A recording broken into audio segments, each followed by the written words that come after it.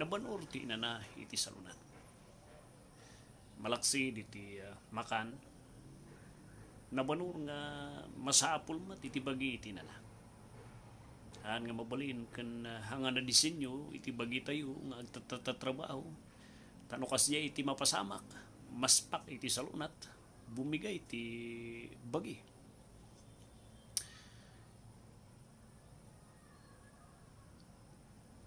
Iti nung iti tao kat there is something iti nung iti tao nga palalo nga agbiribirok iti talna kanina na. And I'm talking iti spiritual nga aspeto iti biyag iti tao. Nga uray iti maysa nga tao kat makita na nga apay anya iti kurang iti biyag ko. I am reminded dagiti nababak na nga nakatkatungtong ko tinapalabas by their admission nga admitaran da nga adu iti kwartada, adu iti tulungan da, charity, adu dagiti titud da nga tulong kan philanthropic nga activities, mangitud da iti kwarta-kwarta. And yet admitaran da nga yet there's something missing in their lives. Adamot dagiti namimit ko nga naglalang dala intellectual daw nunay. And yet by their admission, in spite dagiti accomplishment ito nagtiskulan kan laing ada kanyada, they admit nga there is something that is missing in their life. I also see dagiti dumamat nga nakita nga relihiyoso unay. Yes, kanayon naman. I am reminded di may isang ubingag. Nabayag the church, di makal the church. Every Sunday, agat attend di suna. Ingana later on, in God's perfect time, nga mamuan na kan maburak ti puso na he could not even sleep. She is so scared. Agsangit isuna piman nga kuna na kanimanang naman mabuto nga irikap ti matak tabaka no agringa katana baka no ko anakon nga makari baka mapanak ti impyerno. The Lord is working in his life. Dagiti iti kunate nga labor pains iti conversion iti maysa nga tao. And I talked to that young people nga bimaya nga din makal isuna iti church. And he came to admit, yes, aday iti simpo ako nakainawat ko. I could not see the evidence nga talaga nga pudno nga aday sunay ti biyag ko. And kunak kanya na, that's the reason why. You thought nga aday sunay ti biyag mo, but in reality, you do not possess ni Christ Jesus. Mabalin nga kunam nga mamum kan relihiyoso ka. But in truth, you do not really possess Him. That's why there is an emptiness. Kaslay nga awan tal na iti biyag, there is fear iti biyag. That is because of the absence ni Jesu Kristo. In spite nga mamumiso na. Iti book iti Matthew chapter 11 verse 20, 29, 30. Dahito iti scenario. Here are the religious people who heard and know and study the iti scripture. It is thinking da by doing many religious things and by being ada di membro di unag iti relihiyon da and following dagiti nagririgat nga sakripisyo nga nailatag nga nararamid da, they will attain iti pudno nga talna can peace can rest iti Kararwa. But in reality, they don't. Kuna ni Kristo Jesus kanyada, come unto me, all you that labor and are heavy laden, and I will give you rest. Pastor, kas lang familiar dita nga verse. Usually mo susar dita iti problems, agkasabati pastor, kat ikasabada about trials, persecution. I tell you, kapsat, dahil iti may nga bersikulo nga may misuse kan mamababuso nga i-apply da iti chimpo iti kapadasan. But actually, in reality, the intention iti verse nga na ito, it is not in the sufferings of Christian. Rather, kat ijay chimpo iti pudpudno nga panakaisalakan iti maysa nga tao. It is referring to salvation, haan nga ti Christian suffering. Ti mapasamak, no kasyay, no explain mo na ito nga about Christian suffering, It is as if the same thing agsaksakit ka ti ulom nam ti agas mo sakit ti daya sakit nga pang diarrhea diatabs imodium jay sakit mo jay agas mo nga titan mo jay sakit ti bagim kan pang diarrhea mat haman nga pang sakit ti ulo. And dahito iti maysa nga mami-misuse in the application and in the interpretation it is scripture.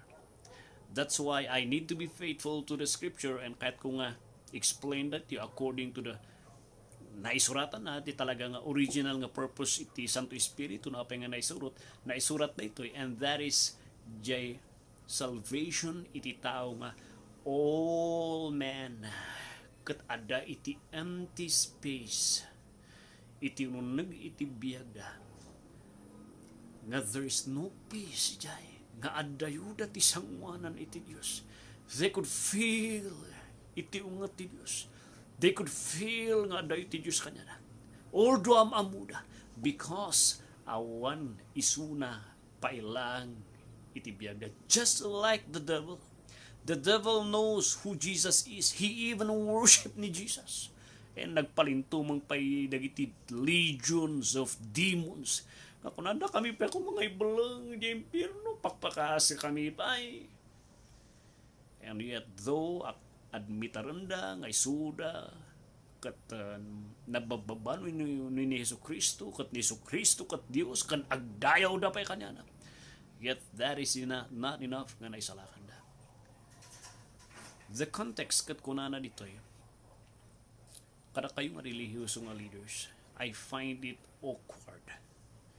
Kapusta kasla kayo nga busy ti religious works you doing dagiting nagadu nga ramidan nyo tapno ma-attain nyo mamintinaryo ti panakaisalakan nyo, but I tell you hanga deta ti plano ni Diyos Ama. What you need to do is come unto me, all you labor and are heavy laden, and I will give you rest. Sino ti mangitad iti pudno nga talnay ti Kararwa? It is Jesus, my friend. Kuna ni Jesus, come unto me.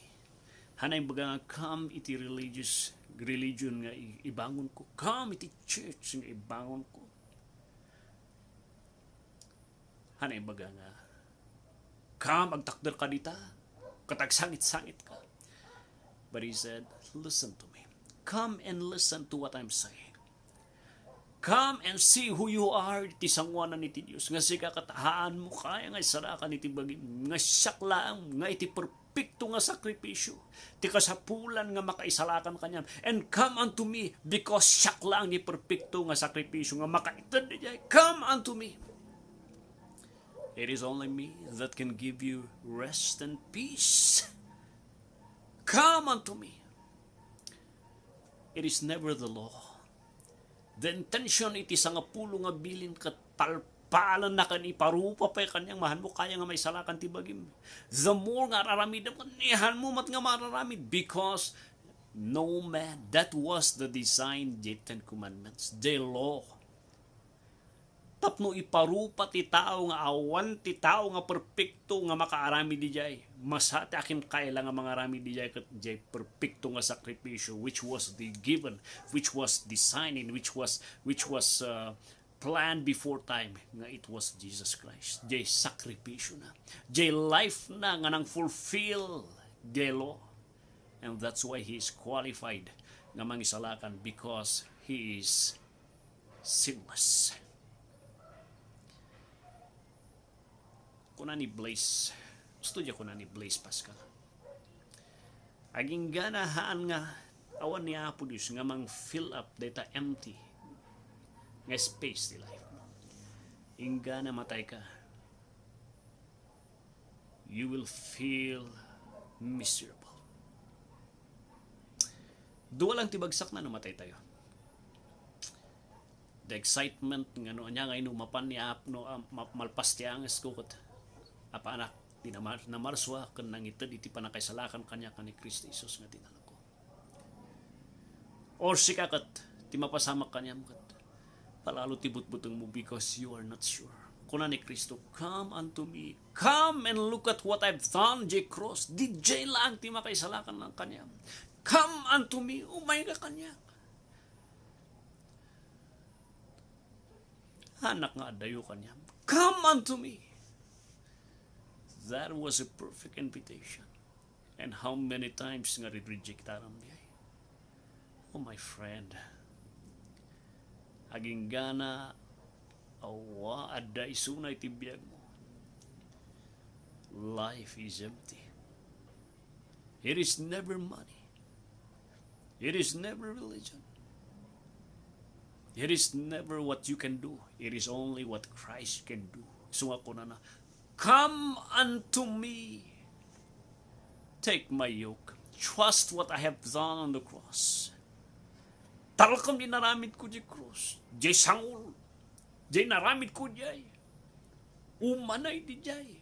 Perfect di di. So ako na di 30. For my yoke is easy. Refer kahit na sa the original language. My yoke is will fit you. Kat na nga sa dakas lang tibado. Paray katapno di usto-usto nga sukat. Di komportable ka, han nga sobrahan mat nga kurang. Di usto-usto nga fit kanyan. On what I've done on the cross, umanay di jay, ako na ni Kristo. That yoke, that sacrifice nga naramit ko di krus ti Kalbaryo, that is enough. Nga mangikat kan mangpukaw tiyungat ni Apolis, tapno may kakat itala iti sangwanan ni Apolis. It is only di krus ti Kalbaryo. That is enough. Nga mangiurnos kanyan kini Apolis. When will you trust that perfect sacrifice? When will you trust Him? Oh, my friend, how I pray and I beg you, nakikita ang tibiyag mo.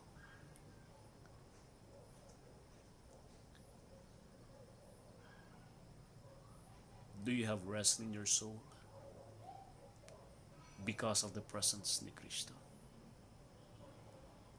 Are you religious but you don't have rest? Maybe kapustawan pa iso natin. Oh, my friend. My friend, my friend.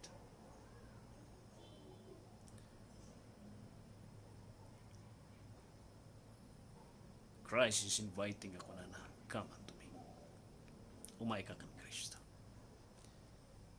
And is ready ganahan nga na imot nga mangitad ti kapapanan iti biyag mo.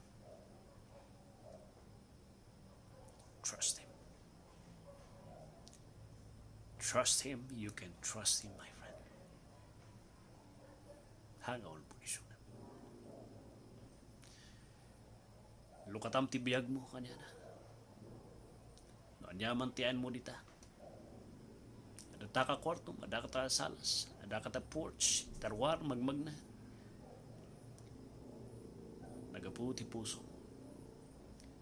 Pakaasi ka kanya na, Lord, amamuksi ka tinabayag, but I feel no rest in my soul.